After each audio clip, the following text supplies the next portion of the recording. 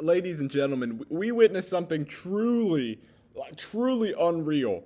We really did. The Indiana Pacers, the New York Knicks, this just cannot happen if you are New York. They are up with 58 seconds left. They are up 9 points. 98.8% chance to win the game. A minute earlier in the game, 99.8% chance of winning this matchup. What do?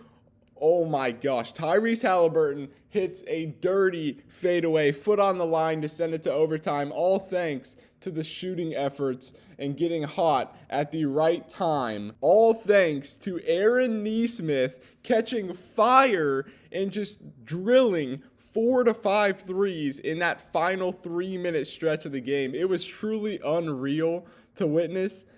And they just made an improbable comeback. Aaron Nesmith, 30 points. Tyrese Halliburton, 31. Everyone going crazy for Indiana down the stretch. And they just continue to find ways to win games when they are put in situations they should not be able to recover from.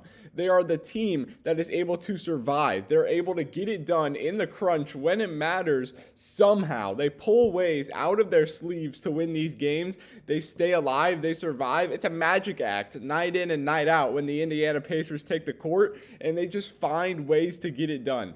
They squeak by Madison Square Garden in Game 1. They take Game 1 of the series. They go up 1-0, and they rematch tonight in Game 2 at Madison Square Garden at 8 p.m. And I am excited for this Game 2 because this can say a lot about a series. We saw what the Pacers did last series against the Cleveland Cavaliers. They stole Game 1. Then they turn around. Tyrese Halliburton again makes an improbable shot to steal Game 2, and they go on to just win that series effortlessly, only dropping one game in the process. If Indiana goes up over New York 2-0 tonight, New York could be in big trouble. They're going back to Indiana. They're going back to an electric home arena that has been awaiting this opportunity for 25 years in the making, since the last time they faced the New York Knicks in the playoffs, in the conference championship, 1999-2000. Reggie Miller hits the infamous choke. Tyrese Halliburton gets to hit one of his own last night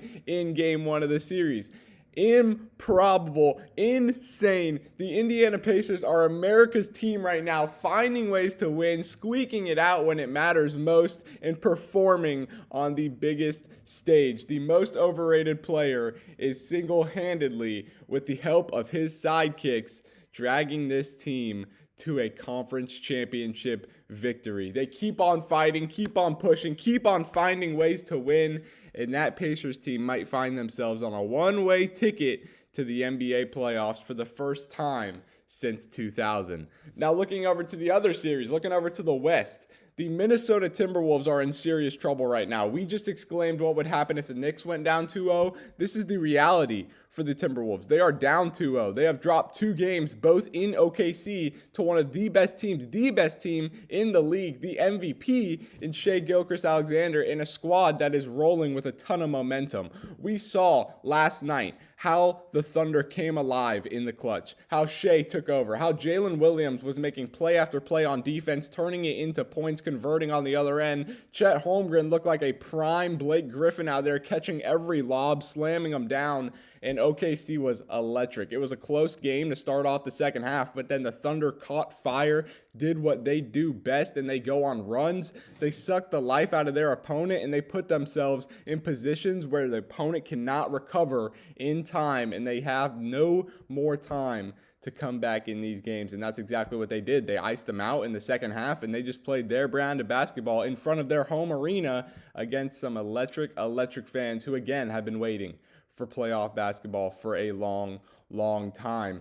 This is going to be very difficult for the Timberwolves to salvage, but it's not like we haven't seen them salvage it before. It's not like we haven't seen them go down and get buried in the clutch and then have to make plays, rise up, and matter when it matters most. Anthony Edwards last year went down 3-2 after starting off 3-0 in the series, 2-0 in the series, against Denver in those conference semifinals. Now he finds himself down 2-0, needs to get some wins back on the board. Can he do it? Can he drag that Timberwolves team back to where they need to be? He has not been shooting too well throughout this whole series. Yesterday, he started off around 5 for 16 from the field, which is not very good. He ended up all right, but it was just too much too late. Could not get that team rolling. They just got buried down the stretch. They looked like they had a little life in them when they brought it back from 24 all the way back to 10, but then they just let the Thunder go on another run and really slammed the door on them there. So they just need to play as a unit. They're going back to Minnesota. They have an opportunity to play in front of their home crowd. And if they can bring this back to even, if they can ice out the MVP for a little bit, if they can contain Chet in the post, if Jalen Williams can slow down on defense a little bit, they have a chance. They can bring this back. They can win one later. They can win Saturday 2-1. They can win again on Monday, bring it back to 2-2 in their home arena. If they play the way that they need to play down the stretch, they can make it happen. The Minnesota Timberwolves are an experienced team in the playoffs. This is their 4th series in the last 2 years. They're looking for revenge. Both teams last year knocked out by Luka Doncic and those Mavericks.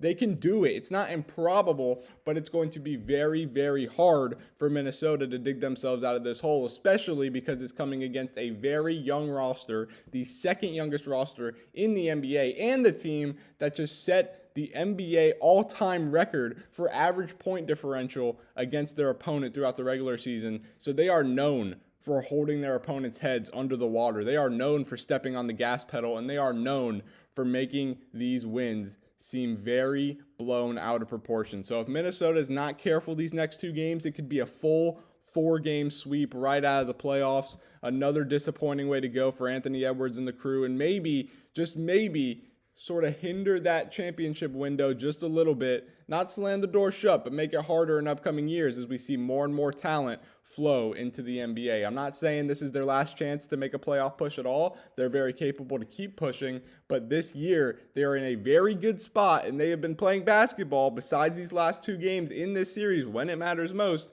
to make a push and make a statement run. They are the team that I thought was going to win the finals coming into the conference championship. They're a team that still has hope and still has life. They have the youngest, most explosive star in the NBA, 23-year-old Anthony Edwards, on the court. Anything is possible. They won 4 straight against Golden State after dropping the first game.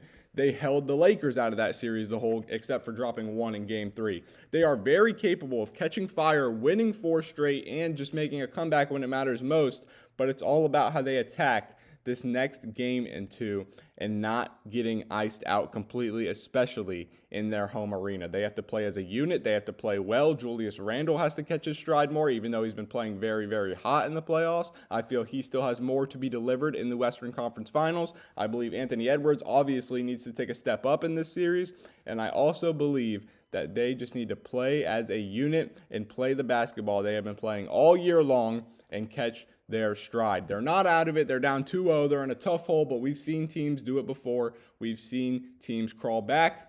And for the Indiana Pacers tonight, Game 2, they have a chance to seriously put the Knicks in that exact same hole. Thank you guys for watching. I appreciate you guys for tuning in. Make sure to like, subscribe, but most importantly, keep God number 1. Turn on post notifications. We're going to be covering the whole playoffs from here on out, and then NFL season's right around the corner. Not to mention college baseball, the regionals, super regionals, and College World Series set to start soon. So don't be surprised if you see a video or 2 surrounding the College World Series here and there, because I've been tuned into baseball recently. I'm not really a huge baseball guy, but recently I've been tuned in. Make sure to like, subscribe, keep God number 1, and I'm out.